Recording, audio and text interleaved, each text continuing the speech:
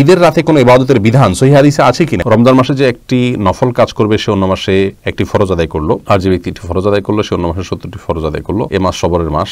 এ হাদিস কতটুকু সহিহ? আমার আম্মুর সামনে কেউ হাঁচি দিলে আম্মু বলেন সামনে কোনো বিপদ আছে বা বাধা আছে, পরবর্তীতে সত্যি সত্যি দেখা যায় কোনো একটা সমস্যা হয়েছে। আমি শেখের কাছে ব্যাখ্যা চাই। আর বিলম্ব না করে আপনাদের যে সমস্ত প্রশ্ন ইতিমধ্যে পেয়েছি সেগুলোর উত্তর দেওয়ার পালা আমরা শুরু করছি।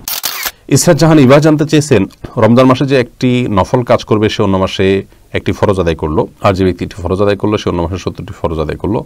এ মাস সবরের মাস। এ হাদিস কতটুকু সহিহ?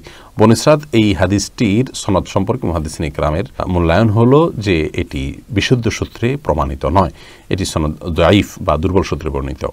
তবে রমাদানের আমলের যে ফজিলত অন্য মাসের চাইতে অনেক গুণ বেশি, সেটা বলাই বাহুল্য।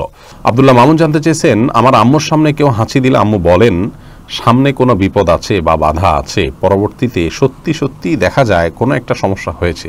আমি শেখের কাছে ব্যাখ্যা চাই। ভাই আব্দুল্লাহ মামুন, এটি হলো কাকতাল। আপনার মা হাঁচির পরে সমস্যা আছে সামনে বলেছেন, তো সমস্যা তো আমাদের জীবনে লেগেই থাকে, কম বেশ ছোট বড় সমস্যা থাকেই। আপনি যদি বলেন যে হাঁচির হলো এবার, তাহলে একটা ভালো কোনো জিনিস আমার জন্য অপেক্ষা করছে, দেখবেন আপনি ভালো জিনিসও খুঁজে পাবেন। কারণ আমাদের জীবনে ছোটোখাটো খুঁটিনাটি ভালো মন্দ এটা লেগেই থাকে আমাদের জীবনে, অথবা আপনি এভাবে মেলাতে পারবেন। এটি সম্পূর্ণ কুসংস্কার।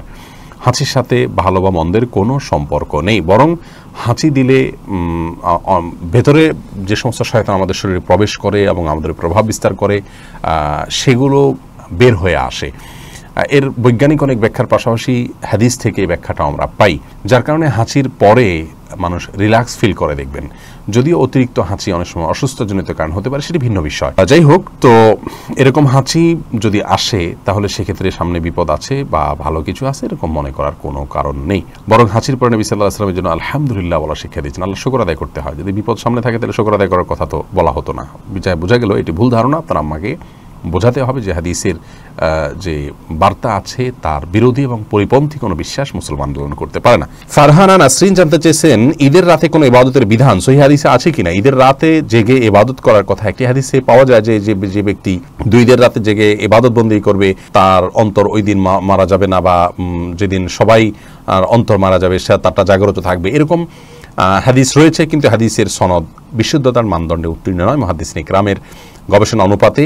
যদিও অনেক সালাফ এবং অনেক পূর্বসূরি ওলামায়ে কেরাম এই রাতের ফজিলতের বিষয়টিকে খুব বেশি গুরুত্বের সাথে না দেখলেও তারা এই বিভিন্ন হাদিসকে সামনে রেখে, যেহেতু ফজিলতপূর্ণ একটি বিষয়, জয়ীফ হাদিসগুলোকে সামনে রেখে তারা সেই আমলটি করার পরামর্শ দিয়েছেন, কিন্তু বিশুদ্ধ হাদিস দ্বারা এটি প্রমাণিত নয়।